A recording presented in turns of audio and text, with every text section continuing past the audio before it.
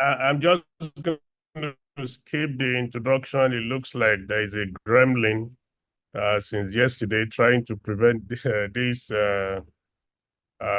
presentation from happening. So I bring warm greetings from Nigeria, and in particular the Petroleum Technology Association of Nigeria, Petan, as I said earlier, which I share. And it gives me great pleasure to address the distinguished gathering today, especially the students of Kiambogo University that will have the opportunity to see what is out there, what are the opportunities that can come to them in terms of employment. For those of you who may not know, the Petroleum Technology Association of Nigeria is a non-profit technology-driven organization of solution providers that was formed in 1994. This year, we're 30 years old, professional organization. Most of us have worked for multinational companies around the world. It will interest you that where you are today in Uganda, Nigeria was there probably, 70, 80 years ago. So some of us has had the opportunity to gain experience from the multinational companies, and we came back home and started our own companies to provide services exactly the way and manner that Uganda is pursuing this. We're over 100 companies. We provide over 250 technical services across the value chain of oil and gas. In Nigeria, we employ over 30,000 Nigerians, and the cumulative employment impact of Petan alone is about 150,000, and we are still counting. Petan, we're into different services. We provide drilling. Petan members own land rigs. As I was saying yesterday, I was listening to the director's presentation, and I could see some land rig in the background of his presentation. Those rigs, today in Nigeria, we have Nigerian companies that own them. In fact, my company owns 5 of those land rigs that we're deploying to provide drilling services. In Petan, we provide fabrication, we manufacture equipment, we provide management and information system, we provide EPCI, construction, installation, pipelines. Today in Nigeria, we're laying the longest pipeline from the southern parts of the country. I listened to the presentation yesterday. The pipeline that we are laying today in Nigeria is over 400 to 500 kilometers long. And that project is being handled by 2 Petan company members. And why am I emphasizing this? Is to understand that this journey that Uganda is going on will create a lot of jobs and employment opportunities for Ugandans. And when I listened to the director yesterday, I was listening to the presentation, your local content model, we advise, comes in 2 ways. As I said, Uganda is looking at it from the value proposition side, which means the companies are coming foreign or indigenous to Uganda that are giving value, employing Ugandans, are providing value for Uganda. And eventually, as you catch up and with the support of organizations like us in Petan, you will go into the second phase where Ugandan companies are emerging to provide services as good as any company in the world. And of course, that will automatically translate to employment opportunities and management opportunities for Ugandans. From our experience in operations, we offer project lifecycle support. We do a lot of marine logistics services, which I know is not much applicable in Uganda. We do manpower. We do equipment certification, lifting equipment and testing certifications. Our members even provide catering and janitorial services, which I know in Uganda right now, those opportunities are emerging for Ugandan companies. We maintain We're very heavy in health, safety, and environment, supplying of health, safety, and environment equipment. When it comes to quality assurance, quality services, Petan members are into all these areas. It's just to let you understand that, look, this industry, as I was listening to the director in his presentation yesterday, is wide and it will link into other parts of the economy, of Uganda, not just the oil and gas. The inspection you do for uh, QAQC, for instance, is the same technology that you use in a manufacturing plant in Uganda. So these are unique opportunities that you have in the oil and gas environment that I believe very strongly will create jobs for Ugandan youths. How this will happen, what form of training will be required, I'll be listening it as I continue this keynote address. There is importance to always have continuous learning and upskilling in the oil and gas industry. And the reason for that is the industry changes, technology changes, modes and manners of doing things changes, and you have to be very adaptable to follow those trends. And even the universities in Uganda, as I will cite some examples in Nigeria, we collaborate to ensure that the students that are coming out, the skills they are acquiring do matches the requirements, in the industry.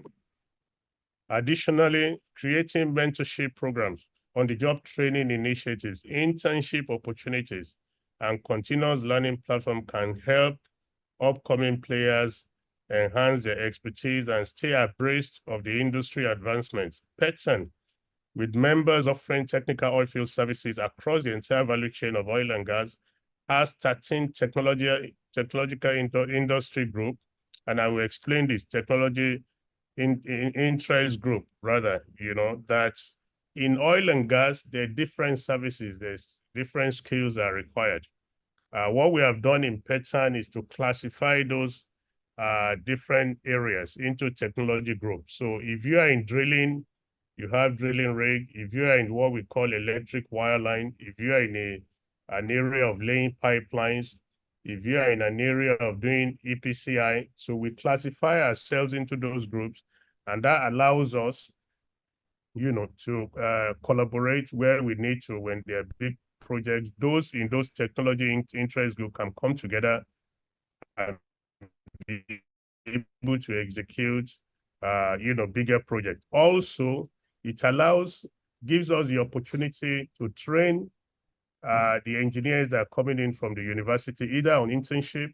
If you're an electrical engineer, you're probably more suited to an area where we call electric wireline service, EPCI, where you are constructing, of course, pipelines and things like that. So this is another area that can be looked at the university, the PAU level, where there are groups of technology that the students that are coming out from the university, either graduating or as interns, can focus on, and they can gain this experience on job training initiatives that we already have in Nigeria. Today, the Nigerian government do have what we call National Youth Service Corps Program, where university students that are graduated are asked to serve the country for 1 year, and they are deployed into different sectors of our economy. The oil and gas in Nigeria take advantage of that.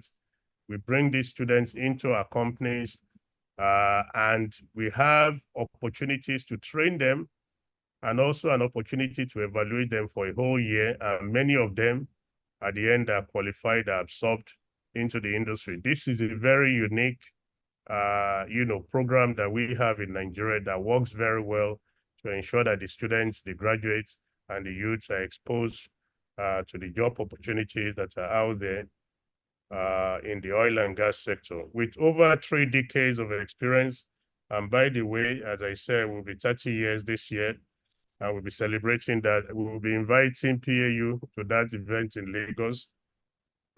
We have realized that fostering a culture that values learning and professional development, oil and gas companies will not only attract top local talents to revolutionize the energy landscape, building a pipeline of skilled talents, but also retain skilled employees who are essential for driving innovation and growth in the sector to ensure the industry's sustainability.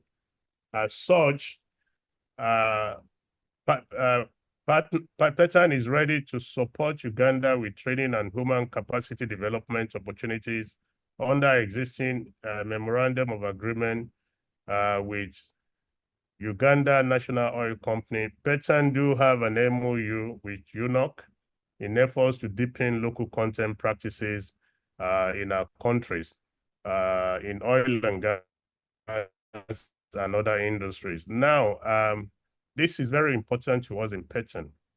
As I said, in some of my CVs, you would have seen that I used to work for Schlumberger, worked all over the world, and then left the company to start the oil and gas business in Nigeria. Last year, Schlumberger celebrated 78th year of working in Nigeria that they've been in this country.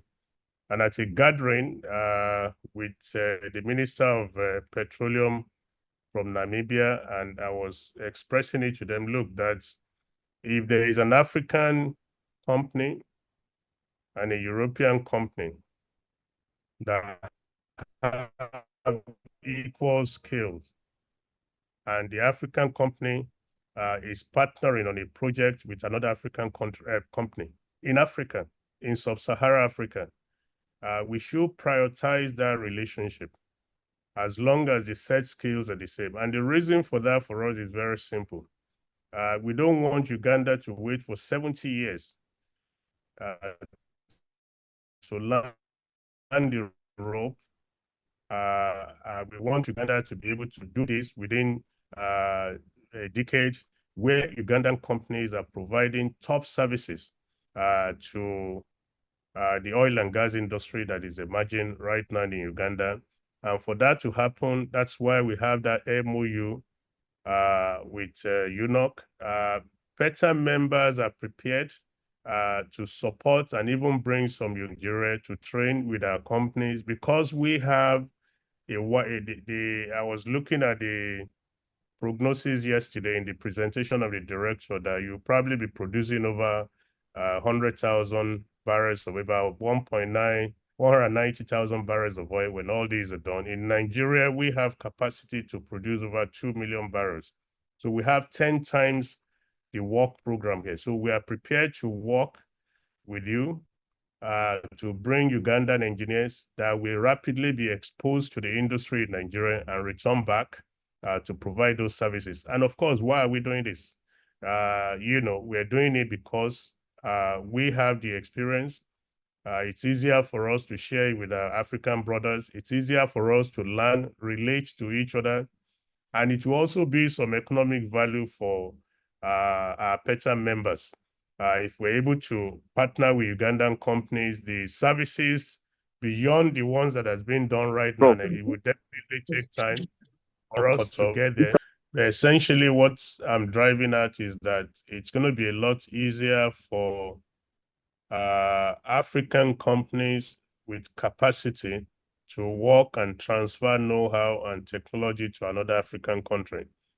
A company, so I specify that the expected production in Uganda is about 10% of what Nigeria is capable of doing.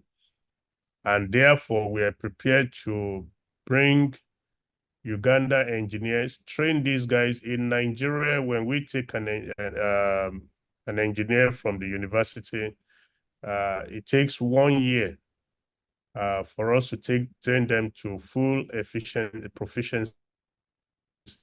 And the way we're able to do that is because we expose them to on-the-job training, irrespective of the learning in the industry. I mean, the university, when you come out, there is on-the-job know-how, including formal training, classroom, within the work environment, and on the job practical training that you have to go through. That takes up to 1 year in our case. And because we have so many operations going on, especially now, it's easier to have that engineer quickly and rapidly be trained on the job. And then he comes back and become productive and able to lead a team and deliver the varying services that we have. So I think we have the premise, we have the basis to be able to do that. And that's one of the things I would recommend, to ensure that the Ugandan engineers, personnel, technicians have the required skill to be able to come back and support the industry in Uganda.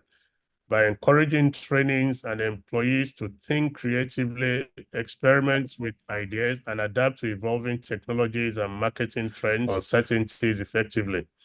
To stimulate this, as far as Nigeria is concerned, Development Monitoring Board, where Petan has a seat, is a government parastatal. Petan has a statutory seat to ensure that we drive this local content. What we do here is to set targets. It could be 2, 5, 10-year targets, and we monitor that. Establishment of research centers of excellence related to the above point is the need for governments to collaborate with the private sector and universities to bridge the gaps in research infrastructure by funding the establishment of research centers of excellence to stimulate the sector and intensify capacity building initiatives. In Nigeria, again, through the NCDMD in 2021, we launched a $50 million fund to address the gap in research because of research commercialization amplified in the board's Technology Innovation and Incubation Center. A printed circuit board manufacturing facility has been commissioned, and I refer to what the director said yesterday, how it's not just looking for job in oil and gas alone. You don't leave what you were doing before. A printed circuit board was an initiative, even though it's for oil and gas, is going to translate to other parts of the economy in Nigeria, telecommunications, banking, to the extent that some of the hardware that we require, which is universal to every industry, are initiated within the Technology Development Fund of our own local content authority here, even though they initiated it because of the heavy investment of government in local content. We're able to take that across the rest of the industries in Nigeria and, be able to use it. Therefore, integrating a collaborative approach and linkage between industry, academia, and the government can unlock new frontiers of development and are critical to any nation's drive for job creation and quest for economic development across all sectors. I'm glad that actually this program is hosting at a university in Uganda. In Nigeria, we've set up 6 research and development centers in 6 universities across the country. And we are using the local content fund. Here, what we do is there is a fund that all of us that are working in oil and gas, every company, both local and international, contributes a small amount into. And that fund is what we're using and being governed by the Content Development Monitoring Board. So we're deploying this fund in a manner that we are collaborating with the universities, and we are funding them to ensure that innovation ideas that the students have, can be developed with the professors and the expertise in the academia. So I recommend this very strongly, and it ties back into the industry, the oil and gas industry, and other sectors of the Ugandan economy. In conclusion, I would like to once again thank the organizers of the opportunity extended to Petan to participate in this very important event. I thank you all for your attention. Thank you very much. Thank you very much, Engineer. And I'd like to appreciate your time with us. You know, Nigeria has had over 50 years of experience in oil and gas. So hearing from you has been very enlightening, and it sets a pace for us not to make mistakes. I'm also glad to hear that you are supporting Ugandans, not only just today, but you're continuously supporting Ugandans through can we look forward to having more Ugandans receive hands-on training from Nigeria so that we can be able to completely learn from your experience. So thank you very much. Let's give him a round of applause again.